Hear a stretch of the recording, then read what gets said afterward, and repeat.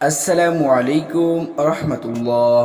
সুপ্রিয় দর্শক শ্রোতা, আশা করি সেই মহান রব্বুল আলামিনের অশেষ মেহেরবানি ও দয়ায় আপনার সকলেই ভালো আছেন। সম্মানিত দর্শক শ্রোতা, আজ আমরা জানব হজের ফরজ কয়টি ও কি কি।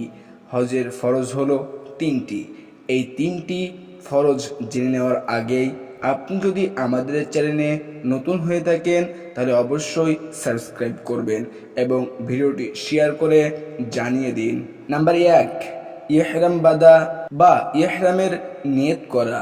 নাম্বার 2, আরাফাতের মাঠে অবস্থান করা। 2, আরাফাতের মাঠে অবস্থান করা।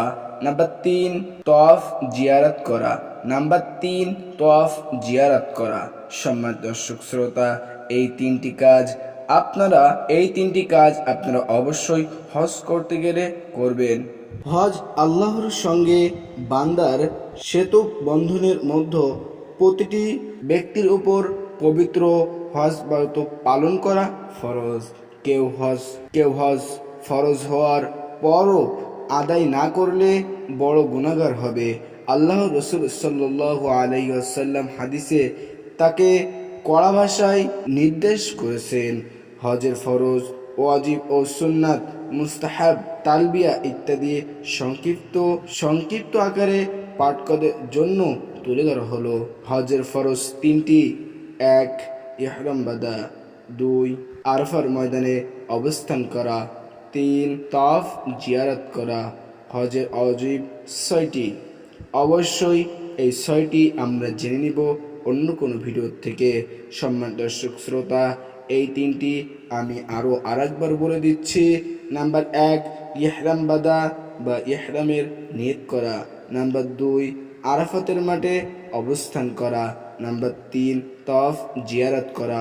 অবশ্যই আপনারা যারা আল্লাহর সন্তুষ্টির জন্য হজ করতে যাবেন তাহলে তারা অবশ্যই এই তিনটি কাজ খুবই মনোযোগ সহকারে করবেন এবং আল্লাহ তাআলার সন্তুষ্টির জন্য হজ করতে যাবেন।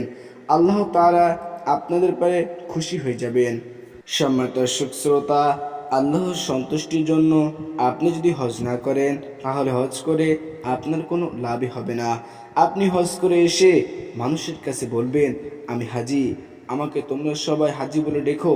এই জন্য যদি আপনি হজ করেন মানুষ দেখানোর জন্য, তাহলে এতে আপনার কোনো উপকার নেই। বরং আপনি আল্লাহ তাআলার সন্তুষ্টির জন্য হজ করে আসুন। আপনাকে কেউ হজি বলে ডাকুক কিংবা না ডাকুক, তাতে আপনি খুশিও হবেন না, বেজারও হবেন না। আপনাকে কেউ যদি ডাকে আপনি ডাক শুনবেন, আপনি উদ্যোগ করে যে তাদেরকে বলবেন না আমি হাজি। সম্মানিত দর্শক শ্রোতা, সবাই ভালো থাকবেন এবং সুস্থ থাকবেন।